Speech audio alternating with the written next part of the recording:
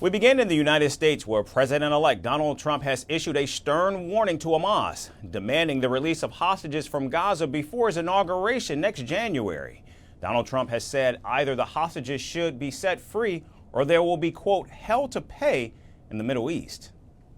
Everybody is talking about the hostages who are being held so violently, inhumanely, and against the will of the entire world in the Middle East. But it's all talk and no action.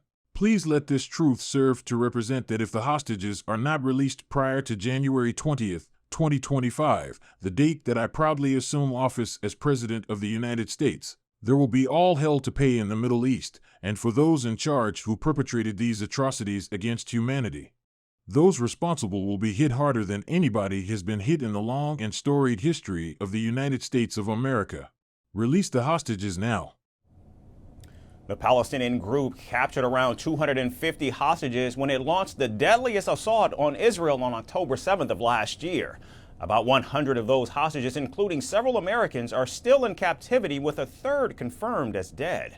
There was only one brief pause in the war a year ago when Hamas released around 105 hostages, and some hostages have been rescued by the Israeli military during operations in Gaza. Now, Donald Trump has offered no further details on what he plans to do if Hamas does not, in fact, release the hostages before January 20th.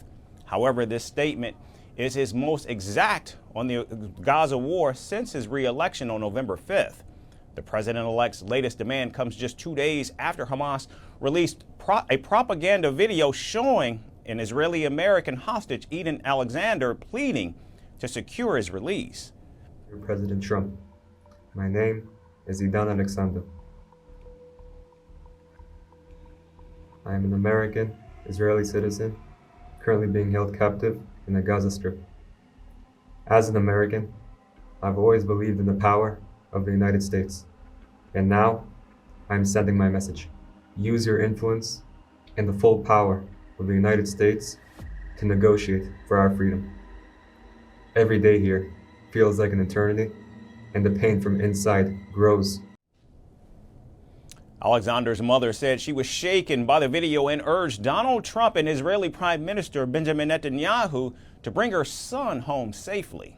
Listen, I'm still shaking, I don't know if people can see me, but I'm shaking. I cannot believe I didn't saw Idan for 421 days, and suddenly to see him alive and speaking, and when he cried, I just want to hold him, It was very, very, very tough to see. I'm hoping that he's still gonna stay brave and strong, and I want him to know that we are doing everything that we can to bring him home. Now, reports say Donald Trump is pushing for a ceasefire to be reached before he retakes the White House. But again, it's unclear which tactics he might use that have not already been used by Israel, President Joe Biden, and other international mediators to end the deadly war.